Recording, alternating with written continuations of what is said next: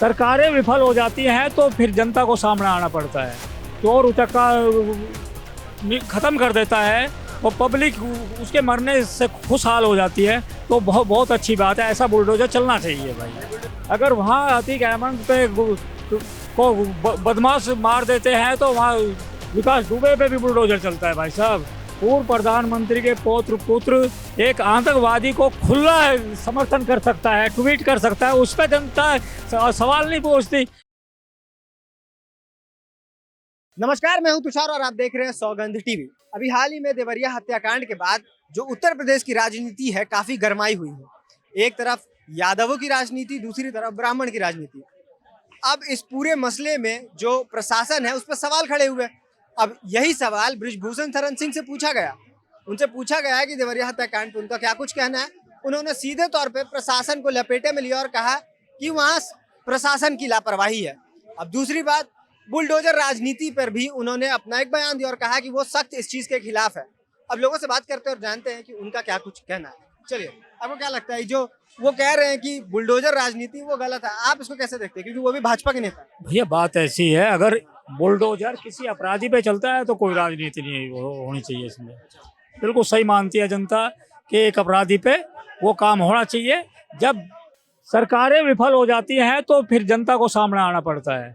अगर वहाँ एक अतीक अहमद जैसे आतंकवाद को एक कोई चोर उचक्का ख़त्म कर देता है और पब्लिक उसके मरने से खुशहाल हो जाती है, तो बहुत बहुत अच्छी बात है। ऐसा बुलडोजर चलना चाहिए भाई, बिल्कुल चलना चाहिए।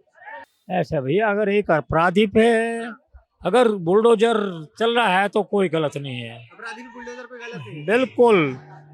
जब पहली पूर्व सरकारें में वे गंदगी। अच्छा, एक बात बताइए, अगर बुलडोजर के घर पे, मतलब अपराधी के घर पे बुलडोजर चल रहा है, ये आपने सही ठहराया, लेकिन एक घर में तो बहुत शख्स रहते हैं, मतलब बहुत परिवार के कई लोग रहते हैं।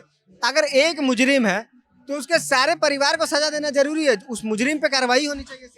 भैया एक बात बताओ पत्रकार महोदय, आप अगर सांप सपोले को जन्म दे सकता है, जो कल भी एक कोबरा बन जाएगा और उसका भी काम वही होगा जो इस सांप का है आज के का, तो भैया वो कोई गलत तो है नहीं। अब एक बात बताओ, आज तक इतने मदरसे बनते हैं, इतनी मदरसों की यूनिवर्सिटी बनती है इस्लामिक। मदरसे की बात कहाँ, मदरसे की बात कहाँ से? वहीं पे आऊंगा भाई साहब, मदरसे की बात कहाँ से आ गई? वहीं पे आऊंगा। जितना भी आतंकवाद निकलता है उनके माध्यम से निकलता है। किनके माध्यम? जोन से इस्लामिक यूनिवर्सिटी होती है। कोई भी दिल्ली यूनिवर्सिटी से क्यों नहीं निकलता भाई, कोई इधर उधर की यूनिवर्सिटी से एक आध टेररिस्ट के नाम बता दीजिए मुझे भी, आप जो उस यूनिवर्सिटी से निकले, आपको अगर पता है।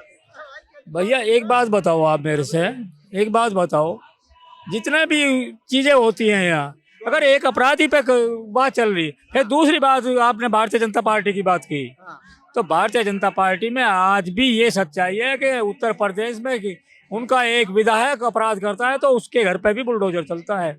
अगर वहाँ अतीक अहमद पे को बदमाश मार देते हैं तो वहाँ विकास दुबे पे भी बुलडोजर चलता है भाई साहब।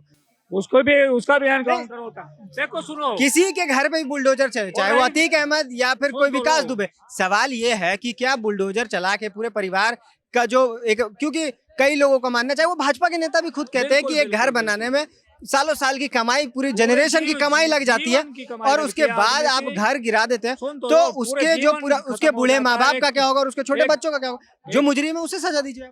कानूनी प्रावधान तो है ही ना। परिवार को एक घर बनाने में पूरा जीवन खत्म हो जाता है, ये बात आप सही कह रहे हैं, लेकिन वे भी उतने ही उसके अपराधिक है। जब उसकी अपराध करे हुई की कमाई खाते हैं तब उसका विरोध क्यों नहीं करते वे लोग? उसका आपको लगता है कि जिस परिवार से अगर एक मुजरिम निकला तो पूरे परिवार वाले दोषी है, आप ये कह रहे हैं? मैं पूरे परिवार को दोषी इसलिए ठहरा रहा हूँ क्योंकि उसकी शिकायत गवर्नमेंट को क्यों नहीं करते, क्यों पुलिस को नहीं देते उसको, क्यों उसको नहीं पकड़वाते? जब वो पकड़े जाता है, उसका एनकाउंटर हो जाता है या बुलडोजर घर के बाहर खड़ा हो जाता है, क्यों ये ऐसे ऐसे क्वेश्चन उठाता है आदमी? पहले क्यों नहीं उसका सामना करते, उस अपराध को उसको पनपने से पहले खत्म क्यों नहीं करते? जब परिवार का एक बच्चा अपराध के रास्ते पे चलता है, उसको वहीं क्यों नहीं? अच्छा, एक बात बताइए, अभी रमेश बिदुड़े का मामला आपको याद ही होगा। हाल ही में उन्होंने जो बयान दिया, काफी उनकी किरकिरी भी हुई, भारतीय जनता पार्टी की भी किरकिरी हुई।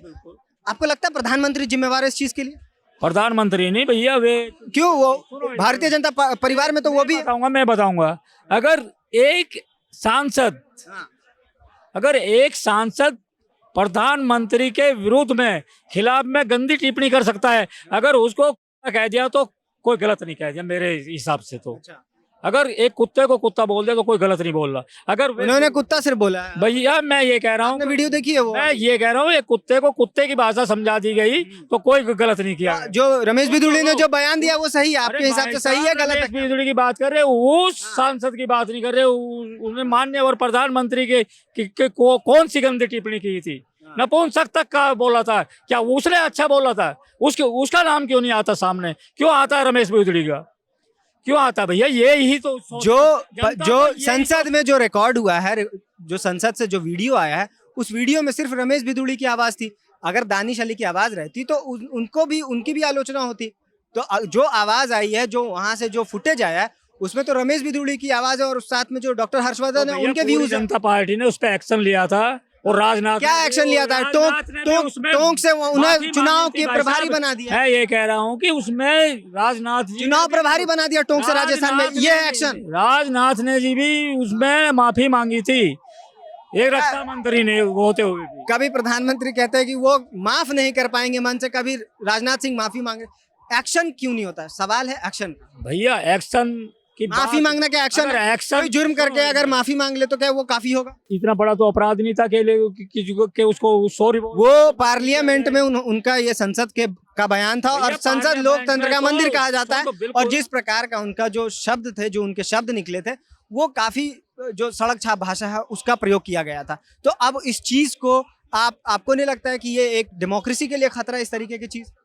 जब बात आती है लोग, राघव चड्ढा जैसे नेता को जब संसद से, राज्यसभा से उनको सस्पेंड कर दिया जाता है, संजय सिंह को सस्पेंड कर दिया जाता है, विपक्ष के नेता को सस्पेंड कर दिया जाता है, तो क्या उनको सस्पेंड नहीं किया जा सकता था? कम से कम सस्पेंड तो कर ही सकते थे। ऐसा एक्शन भी नहीं लिया गया कुछ भी। भैया एक बात तो बताओ, जब यहाँ के एक पूर्व प्रधानमंत्री के पुत्र एक आतंकवादी को खुला समर्थन कर सकता है, ट्वीट कर सकता है, उस पर जनता सवाल नहीं पूछती, ना पत्रकार पूछते सवाल, ना कोई पॉलिटिक्स वाले पूछते। क्यों नहीं पूछते? तो मतलब सवाल का जवाब सवाल ही है, यही कहना। मेरा कहने का मतलब है कि जैसे को तैसा तब तक नहीं मिलेगा जब तक जनता ठीक नहीं होगी। मतलब बुलडोजर राजनीति आपके हिसाब से सही? बिल्कुल सही है, एक अपराधी के लिए। अच्छा, अपराधी के लिए बुलडोजर राजनीति सही है। तो ये थी हमारी बातचीत कि जिस प्रकार से बृजभूषण शरण सिंह, जो अभी काफी विवादों में खुद भी रह चुके हैं, उन्होंने एक विवादित बयान पे फिर से एक विवाद वाला बयान दे दिया है। और वो ये है कि जो बुलडोजर राजनीति है उसमें उन्होंने कहा है कि वो उस चीज के सख्त खिलाफ है। अब देखते हैं कि आने वाले वक्त में बुलडोजर राजनीति बंद होती है कि क्या होता है। तब तक हमारे साथ बने रहिए और देखते रहिए सौगंध टीवी। धन्यवाद। आप देख रहे हैं सौगंध टीवी, सौगंध वतन की।